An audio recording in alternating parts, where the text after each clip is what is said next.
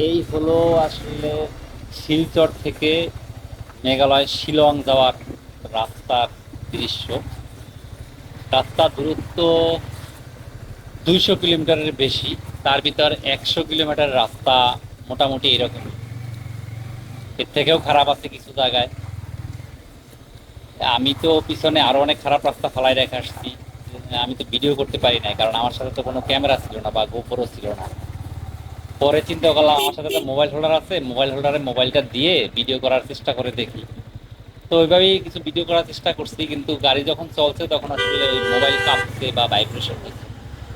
সেই কারণে আসলে ভিডিওর কোয়ালিটি ভালো হয় না। এই 200 কিলোমিটার রাস্তা যাইতে আমার সারাদিন লেগে গেছে। অর্থাৎ সকাল 7টায় রওনা দিচ্ছি, কিন্তু আমি শিলং দিয়া পৌঁছেছি তাও সন্ধ্যা পার হয়ে গেছে। এই ছিল রাস্তার অবস্থা। কোথাও তো ডানে গেছি, আবার বামে গেছি, তো কোনো জায়গায় চিপায় আটকে পড়ছি। কি দেখেন, এভাবে তো যাইতে হচ্ছে রাস্তা দিয়ে। আসলে গাড়ির জ্যাম ছিল, ট্রাক সারি সারি ট্রাক, এই পুরো রাস্তা এরকম ট্রাকের সারি ছিল।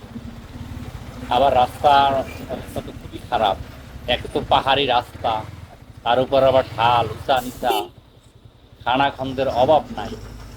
এই দেখেন, এই জায়গাটায় আমি আটকে গেছিলাম।